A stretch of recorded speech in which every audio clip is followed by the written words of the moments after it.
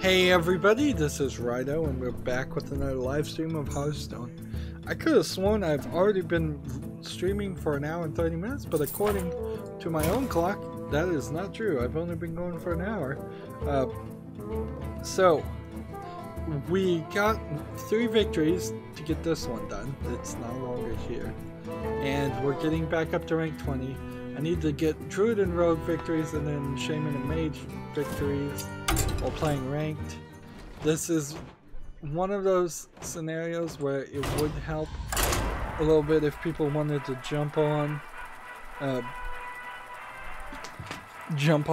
and play me and just let me win, but I'm fine if that doesn't happen. We'll just do a lot of post-show gameplay.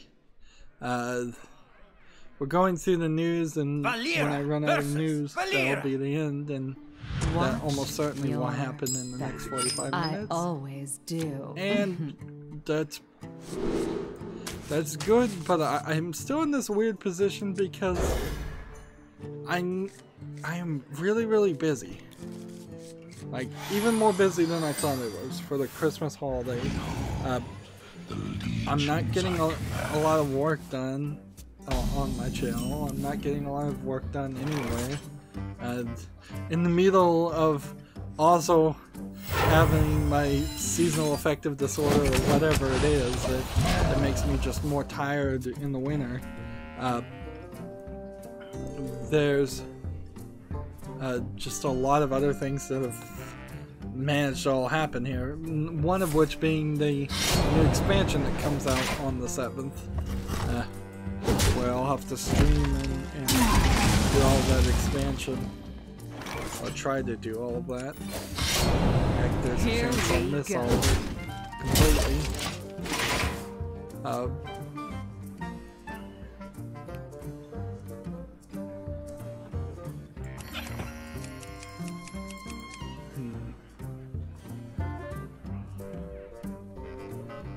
So, yeah, there's just a crazy amount of stuff to do, and when I have post-game show stuff I need to do, that it doesn't mean I can do much of anything else while I'm playing Hearthstone. On rare occasions, I might be able to listen to a podcast or browse on my phone, or maybe watch even Netflix while doing a post-game show, which certainly browsing on the phone and watching Netflix doesn't improve the streaming quality on the post-game show. It doesn't seem like it particularly horridly hurts it either.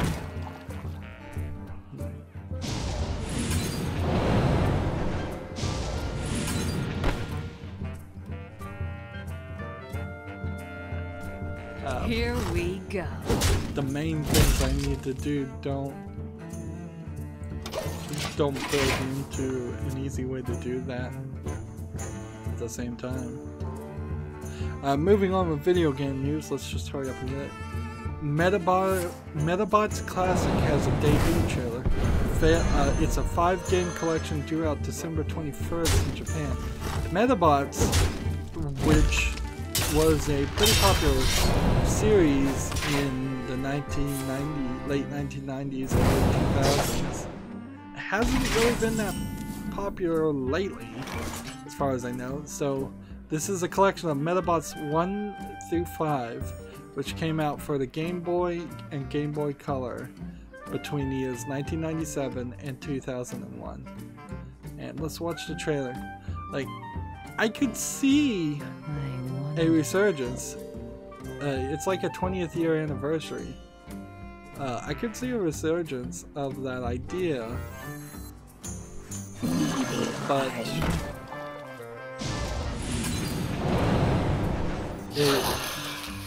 you're not gonna get very far. Metabots was effectively a Pokemon clone, although Metabots may have been first.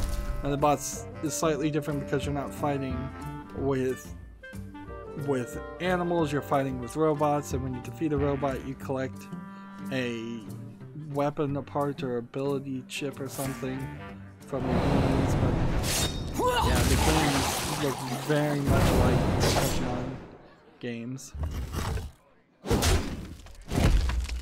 These robots that you fought had the tendency to get into gross monstrosities because their arms, legs, and head and body could all be interchanged with other creatures, which I think that probably hurts it somewhat.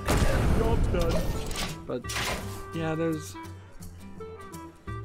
really no reason for this to come out, but other for nostalgia's sake, and I'm sure a few people in the West remember Metabots because there was a cartoon of it, but the vast majority of the nostalgia is going to be from Japan. So, not that I think Metabots was particularly that popular in Japan either.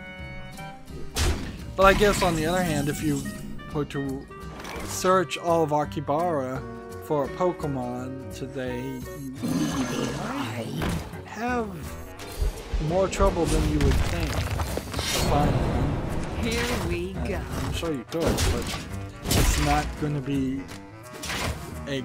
full of them. The game ZWii for PC is coming to the West. No, ZWii, which is a game for the PC, is coming to the West as ZWii The Argus Adventure this winter. Let's see. Following ZWii 2 Plus, the original ZWii is on its way. October 31st was when ZWii The Ivard Insurrection came out. And let's see, do we have a more specific date? Let me watch the video to see what the name it is. I've certainly talked about ZWii. It's a fun name to say, but speaking of fun, I'll just throw this out there. I've gotten for Christmas a Lego Nutcracker and a small mini Lego train set. Not a big train set that I already had, but a tiny one that was like and I found myself, maybe I'm getting old and senile, but I found myself playing with the Nutcracker and giving a voice to it and playing with it like a toy, which is not how I was doing Legos before. I was mostly thinking them more as a term of arts and crafts hobby, not actually playing with it. Wow, this trailer barely showed me anything. It's at best it's a top-down RPG with a kind of flat 2D animation, but nice sharp textures. I'm not sure if it has turn-based fighting in it or not. It doesn't. No, it doesn't. So actually, it would probably be a decent one to play, just because it's not turn-based and it'll be a faster experience. So yeah, that one's caught my eye. Maybe I could get into ZWii, just for the fun of saying ZWii. Let's see. This. All realities, all dimensions are This. I don't have enough Oops. mana. I'm an idiot. I am so stupid. I screwed up so many different ways there. Not paying attention at all. That was probably the worst hand of Hearthstone I've ever played, including all the times I've gone AFK.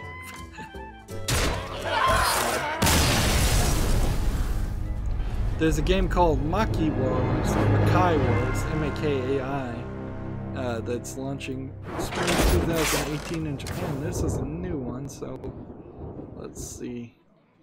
New one to me. It will launch for iOS and Android, that's why it's new. The description is a determined 13-year-old, a high school female student who overcame her long-awaited long wait and finally became the protagonist she long planned to become. Even though she's become the protagonist, she still is knocked around by those around her. Let's try that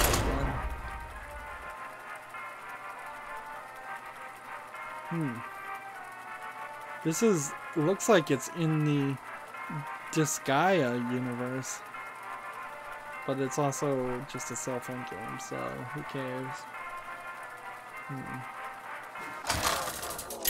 That is one of those funny anime plots. It's like, finally, I've entered high school. I can be an anime protagonist. I'll start getting into fights with magical creatures, and the world will be in danger, and I'll have to pilot a mech.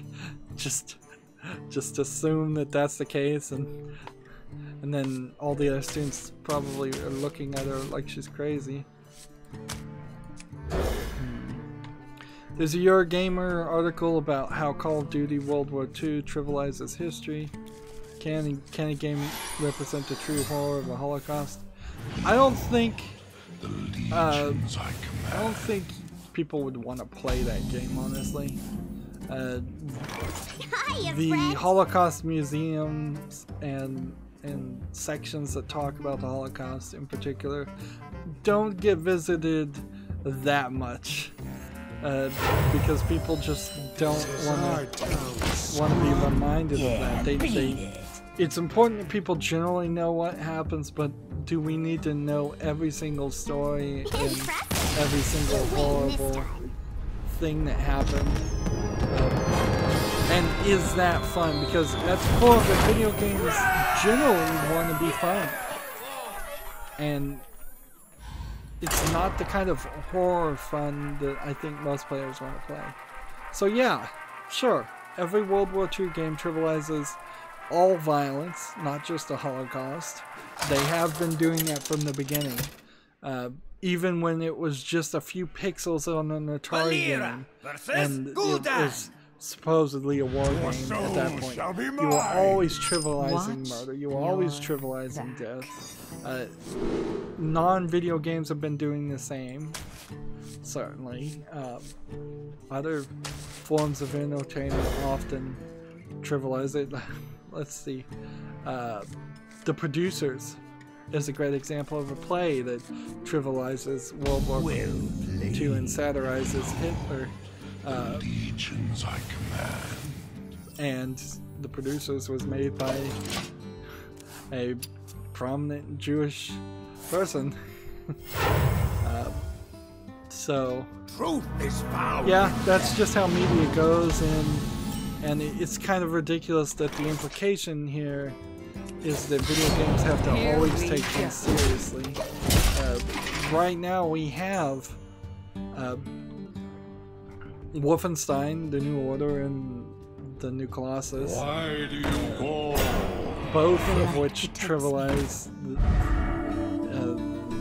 the World War down to a cartoon-esque fight of one man against an entire army.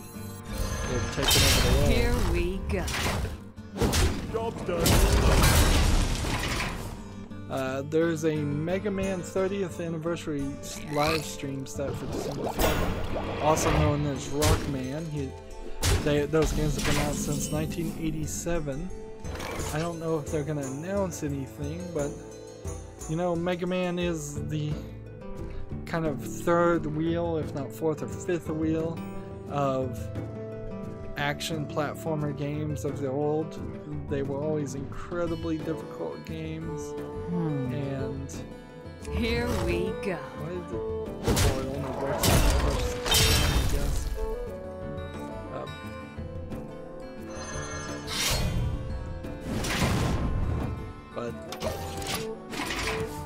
But they've become very popular in part because of their difficulty level and the strategy. They're well known for, you usually have 9 enemies or maybe 18 enemies in 2 sets of 9 that you have to fight at the beginning. And you can pick the order at which you take on enemies orders, and if you pick certain orders, it's easier because Here you get we the go. ability of the enemy you defeat. So you might fight an enemy that was like named Cutman, and then you would have a scissors cutting attack that would be really helpful against Leafman, and most of the enemies were called man, but they were robots. So it's more of a Japanese translation. I think they eventually did introduce a woman as the character, but certainly it's not 50-50 even now. I don't know if they're still making old school Mega Man games. I don't think they are. They kind of spun them off into other things. Let's try a Druid Helper deck while we're here. In kind of an amazing move. I guess this just proves that Sega knows that next year they're not going to have any games come out. They have cut their full year of profit forecast by 54.5%. So they're just saying next year we are going to make over half, slightly over half of what we thought we were going to make. Which tells you probably that more than one game has been delayed. They predicted that they would have a full year of net sales of $3.38 billion US dollars and a profit of that would be net sales, and a profit of $98.1 million. So wow, they were gonna lose a lot of money even at that point of making total sales of $3.38 billion. I hope you like my invention. But in light of the adjustment, now they expect net sales of $2.94 billion, and they are going to make a profit. They're expected to make a profit of $44.6 million. Now, it is possible that this is in response to If you're sure. trying to not pay taxes, but that seems really ridiculous that you would do that. There's no real details here as far as let's see. They talked about taking up smartphone efforts, so they're trying to move into smartphone gaming, and that's probably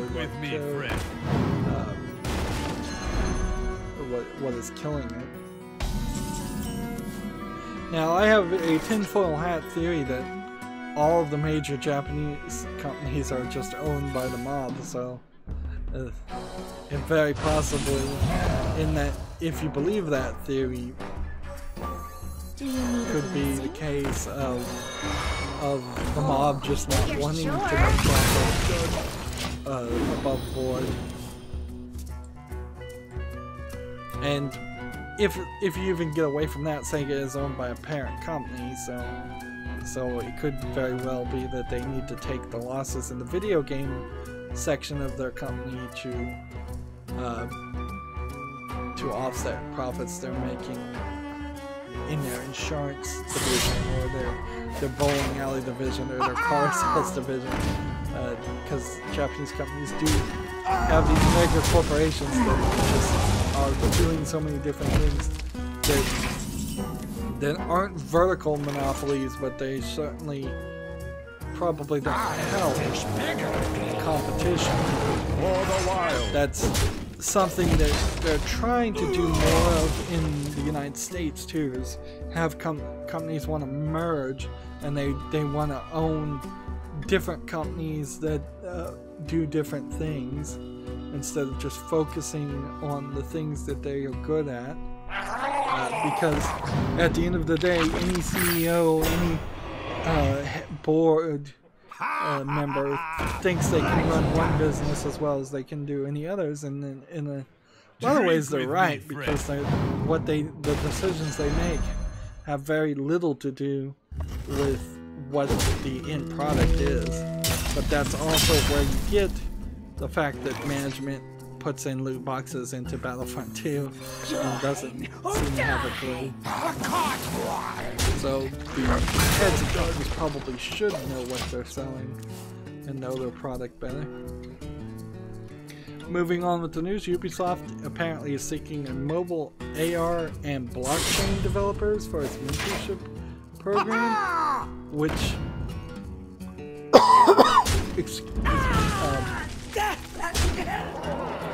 they want people to probably show them how that they could put, I bet, Bitcoin mining into their games.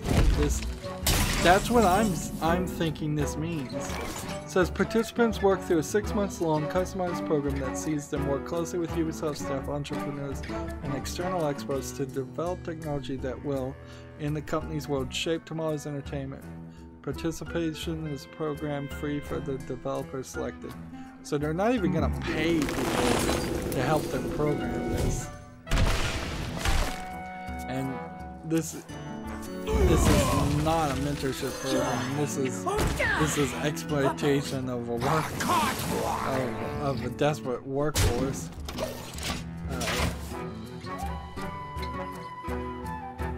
So they want Ubisoft is in this saying that they want to, and you can almost guarantee they will, in the next year or two, have a mobile augmented reality game like Pokemon Go, and it will probably have Bitcoin mining in the background, that using your cell phone's battery, or very possibly that even a console game might have Bitcoin mining in the background.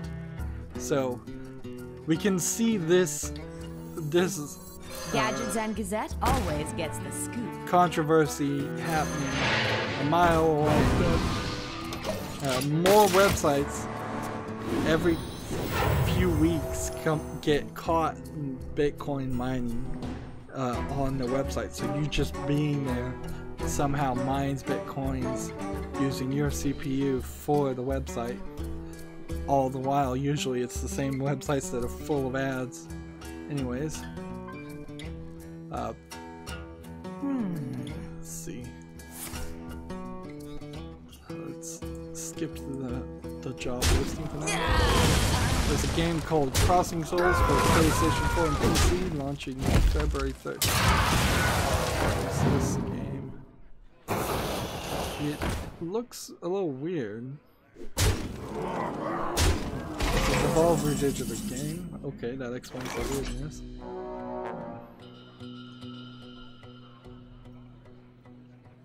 It looks like teenagers fighting ghosts. Let's see. Mind if I roll me? But it's like a 2D top-down RPG. It looks kind of like RPG Maker style game, but it's not. I don't think Devolver Digital uses that. Or if they do, at least they do a decent enough job that it's not blatantly obvious. And there's some platforming, and it seems I would have thought it was closer to a point-and-click adventure, but Crossing Souls. Let's see. Interdimensional puzzles, some small-town excitement, a fantastic cast of characters, brave different sports, key features. Influences include Stand By Me, E.T., and Ghostbusters, alright. Action adventure game. These digital Devolver games never really stand up to the hype, but this one does look kind of good. That being said, I just did close the tab. Don't even care enough. I don't think I'm right now in the best mood. Always gets the scoop. Honestly. If I can just take a step back and think, yeah, because I am closing tabs a rather large amount of time. No, trust me. side effects? No. Trust me. Let's see.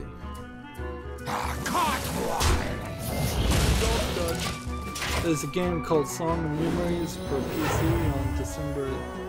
That's coming out December 20th in Japan, and for Switch around February. Let's see what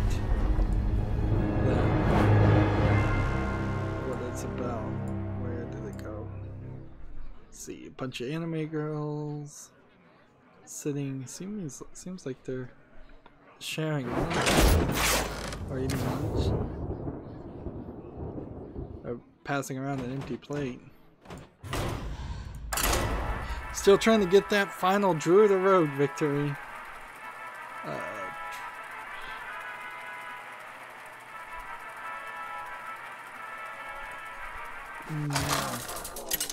See, the PC version includes 4 additional scenarios, including the limited edition PlayStation 4 version. Versus Anduin. The light shall bring victory. I must protect the wild. Like, seriously, there's no indication what kind of game this is.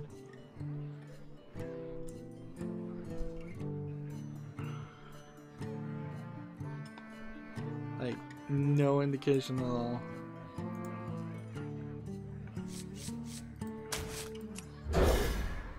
Well, it's probably just a visual novel.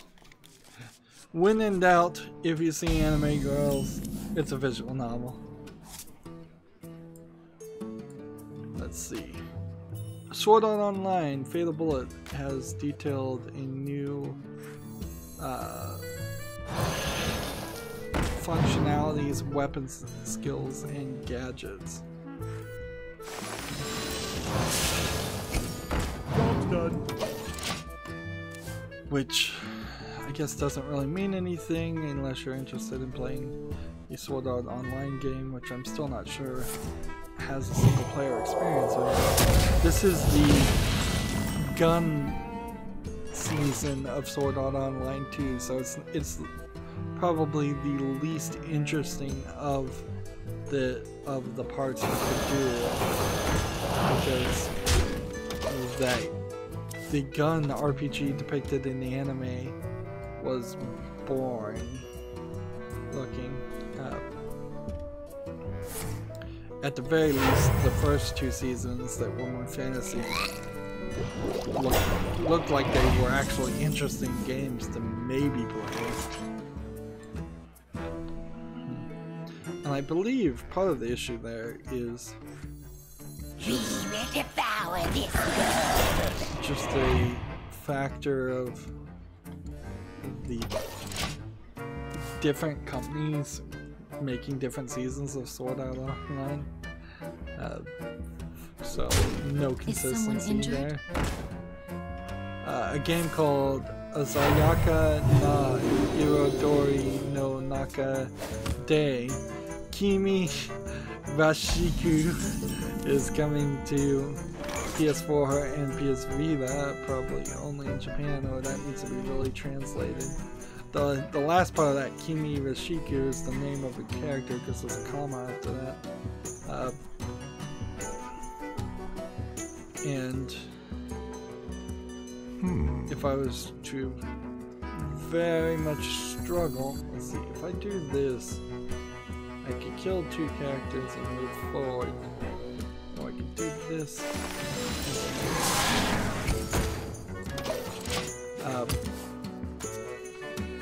Asake na Idori, the no means the Nakade.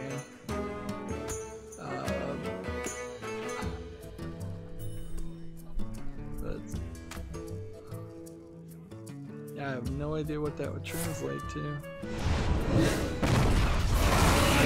I recently watched a video on YouTube of people asking foreigners in Japan if they speak Japanese, and most of them could speak pretty well. And in that instance, I came to a realization that For the wilds.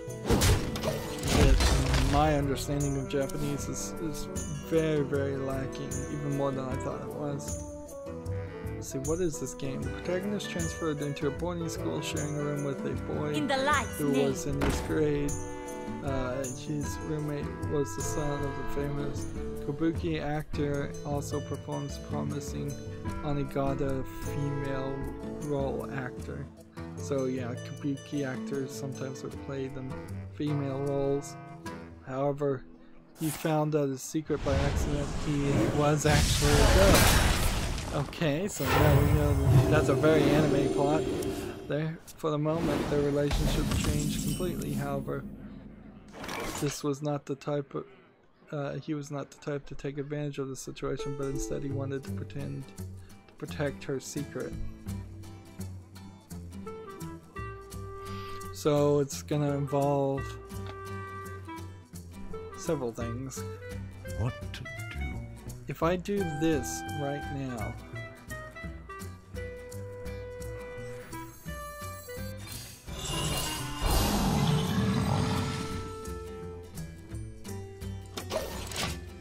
no, this is the time to do it, but I don't think this is gonna work.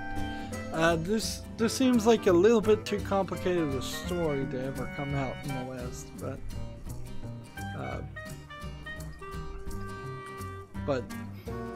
maybe a slightly more complicated story, if done well, coming out to the West would be good. Your Gamer has an article talking about Raji and the rise of Indian game developer. Raji was one of the games that I took notice of when I saw probably a Your Gamer article. Actually, I think it may have been a Gametsu article showing off games that were in development via Indian game companies, and Raji certainly does look interesting, but it is so early. Like, it is not the time to really talk about that game. Let's do this.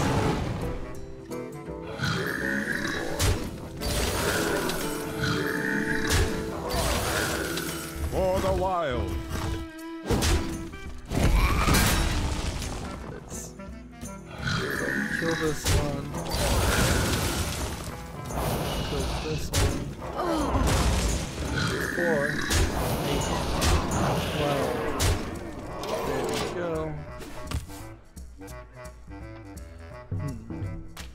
It's not as obviously directly related to video games, but Autodesk has cut 1,150 jobs and is shifting itself to a subscription model similar to the way what's that game? It's not a game, it's software. Similar to the way that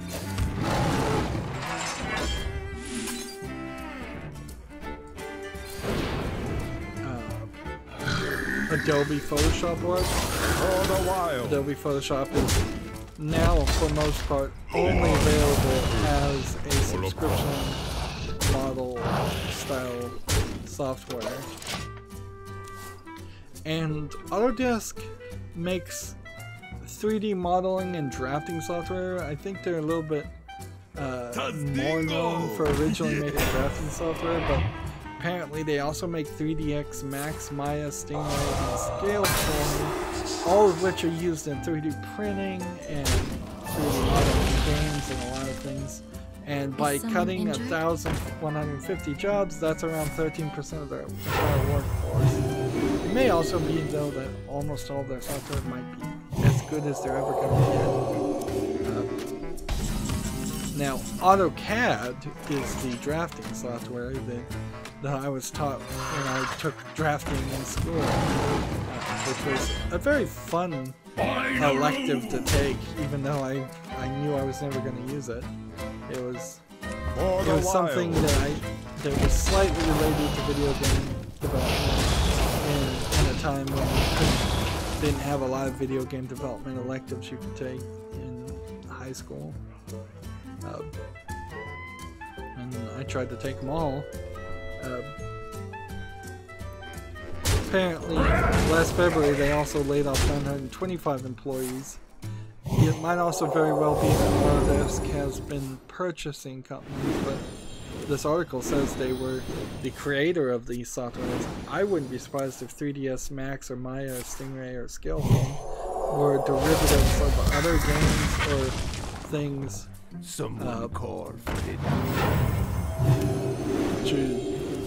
Derivatives of other games or games that or other programs that they bought from other companies.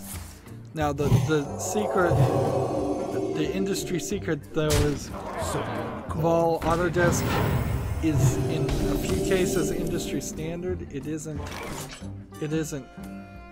significantly an industry standard, and its software is incredibly expensive and also incredibly difficult to use, and those two combinations just really don't work well. It's not great software. AutoCAD in particular is very precise, but it's got so many bars. If you imagine Photoshop with a toolbar on the left and a toolbar on the right, AutoCAD last time I looked at it had toolbars on the left, right, above, below, some more below, some more above, maybe some more on the right, maybe some more on the left. I would say that with the exception of Blender, which also has way too many buttons, there's no easy way to learn the software on your own or use the software on your own, and that certainly is a problem. Let's move over, since we're going to end up doing some things here. Where's my Murlocs? Let's play our Murloc here. Because I'm going to have to do a lot of this on the post show.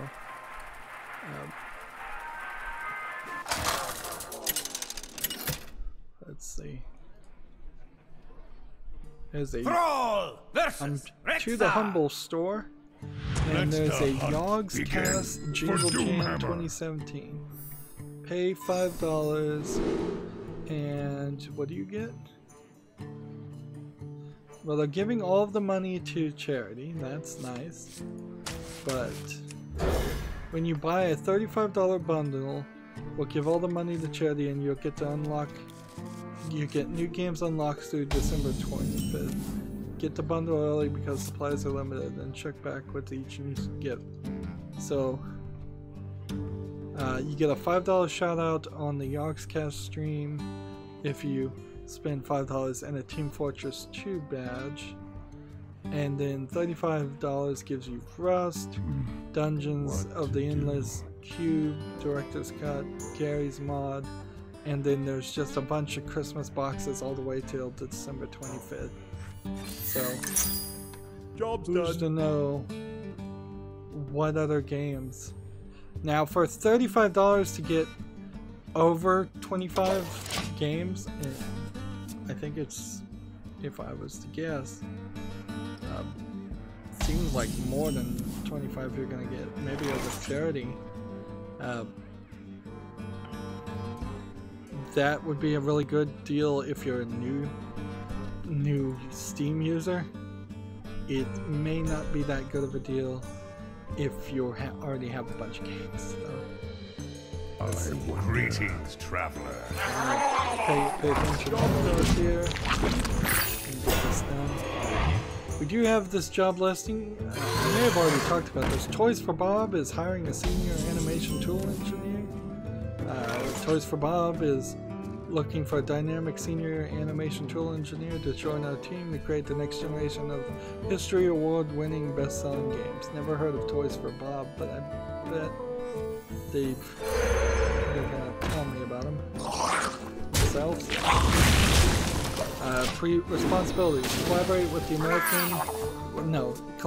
animation and cinematics in the development of a character pipeline tool. Collaborate with design and engineering on development of in-game systems. Hands-on assistance of animation and designers solving technical animation and making issues. Create prototypes and production technical assets as necessary to support production. meet the deadlines and milestones set by project leads.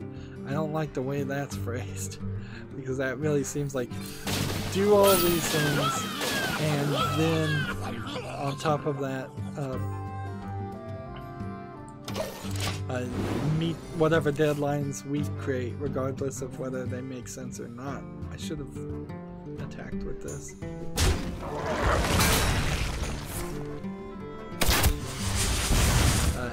Requirements: 5+ years in experience of supporting character production on ship titles. So they seem like they're mostly focused on the concept of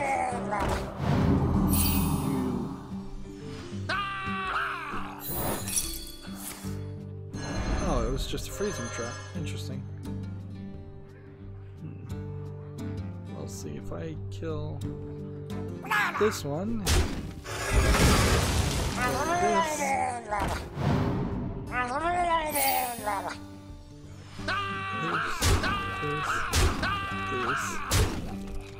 Job done. I think. Bachelor's degree in computer science or other relevant discipline. For an animator, I don't know why you need a computer science degree, but okay, instead of like an arts degree. Wouldn't you prefer somebody that had like a bachelor's degree in 3D modeling or something like that?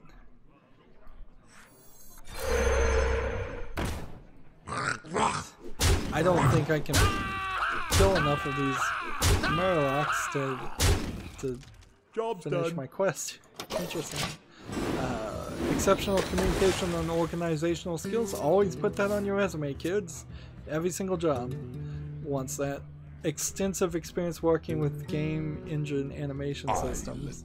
Which ones? But I guess many apply. Proficiency in scripting and programming languages including C++, C#, MEL, M-E-L, and that's I don't think I've heard of that one before, and Python.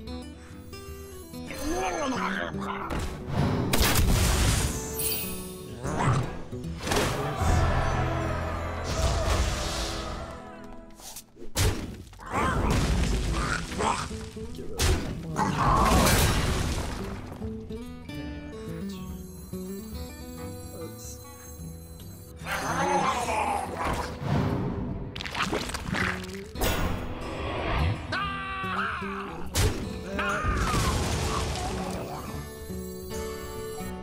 Just play this.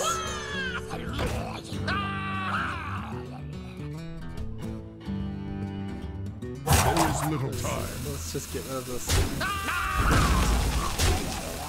There is little time. Let's see. Intimate understanding of Maya rigging and animation, so it's definitely 3D animation. It's not just painted in Photoshop. Strong problem solving and analytical skills. Another thing you should always put on the resume. And Unreal experience request. So they're making stuff with Maya and Unreal. Definitely. Let's see. This.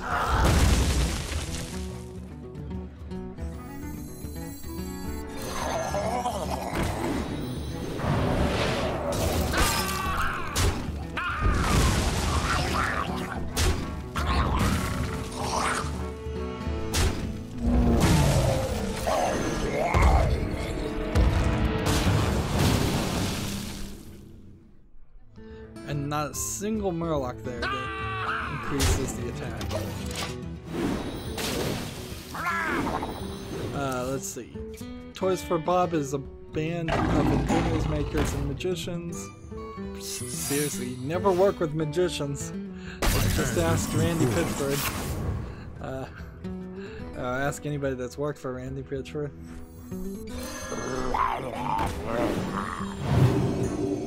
Let's see. Let's...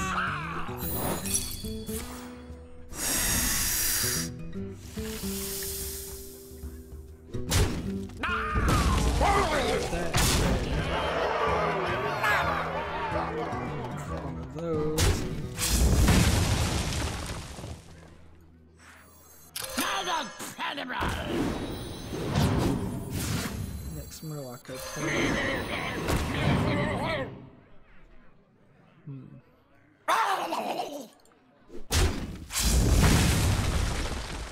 Let's see, what do I want to play?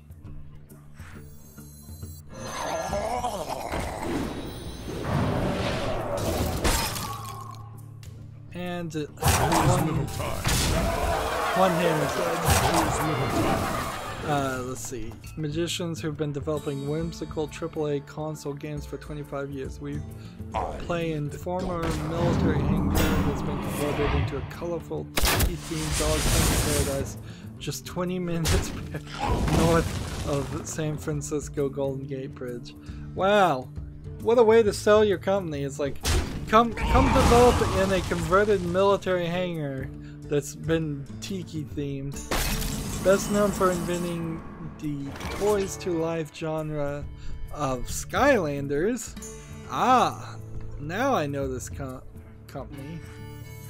Yes, I know this company not well, but at least I understand what they're doing.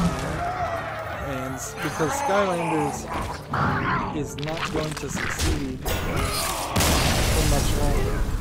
We are the team of the out-of-box singers who are also driven to bring memorable new experiences that inspire joy throughout through levity and play. If you love games and are great at what you do and don't take yourself too seriously, we'd love for you to be part of our family. So, this isn't a terrible job listing, but you would be working for the creators of Skylanders when there's probably a good chance they're not going to succeed after their next game. I mean, they could make the next Skylanders thing, they can make a bunch more characters, which is what they really need, is they need somebody to make a lot more characters. Another 150 Pokemon, and then another, and then another. But unless they go in a different direction from Toys to Life, which everybody has pulled out of Toys to Life. Disney Infinity's pulled out of Toys to Life. Lego Dimensions has pulled out of Toys to Life. Skylanders was the original and the only one left. You can see here on the American count, I still need 1 Druid and Rogue, and we need 4 major Shaman victories. Let's switch over to the European and Asian accounts just to show that off before we go into silent play mode. That seems like a decent job listing though, and nothing insane about it. Oh, you're frozen to the bone. Come These warm Fridays, up by the fire. these Fridays, man. I wish I could stream on a different day. Well, actually, I will be streaming on a different day. Something has gotten wrong here, so I need to only play 30 mage cards, which I can do actually really quickly, and 15 overload cards, which I can do very quickly. I have 5,000 gold, so we will buy however many packs are necessary to get a legendary on this new expansion, and then I'm going to spend the rest on common. Getting a full and complete common collection for these new accounts makes a lot more sense. Rare. This was a watch and learn. Ah, that's why there's only one thing here. 2 quests, is because there was a watch and learn that I had to do. And I did it off screen because there's no point in showing off watch and learns.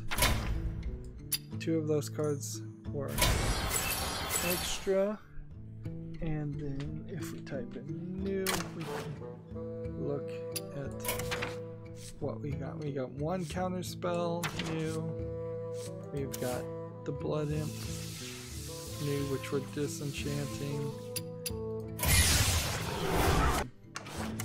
and I guess we're disenchanting this one too, and now we have 2 of these. And let's see, what can I craft, by the way? Common, classic. It's just like crap. One of those for 100. And that wasn't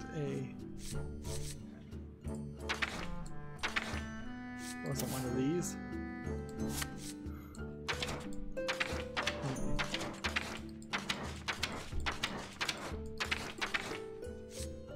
There's probably something I can craft still.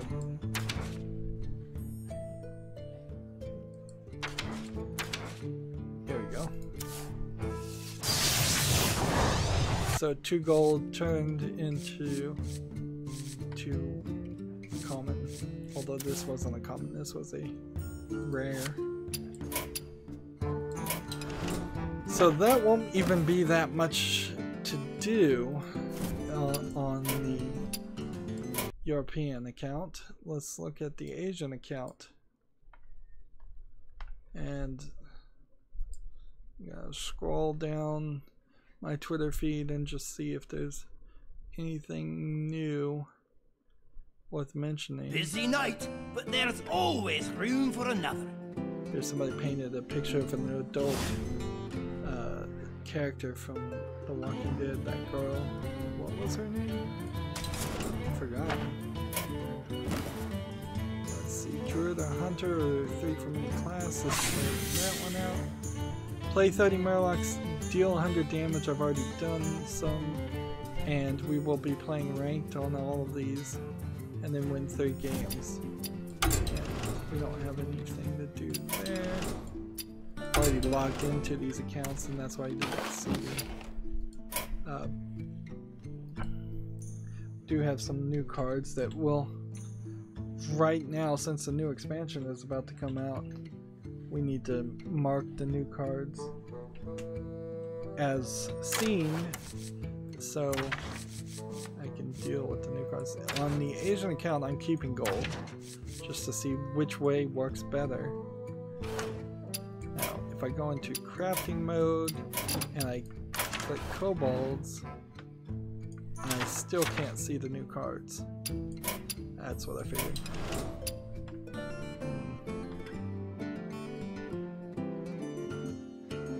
Let's see. A lot of people on YouTube still getting flagged in the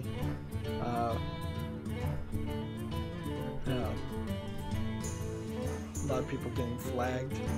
Apparently the FTC sternly warned Counter-Strike Go gambling fraudsters not to do it again. But that's not a new article. That happened a long time ago. Like, why is that getting reported again? That's just bringing up old news. That's at a certain level, news has to be timely, otherwise it stops being relevant. And if you're bringing up irrelevant old things, then you're probably just wasting everybody's time. The Killing Floor Spotlight came out today. And yes, looking at my Twitter feed, I see no more things to talk about. So that's gonna be it for the talking part of this stream. As always, I ask you to like, share, subscribe, comment, and watch every second of my videos.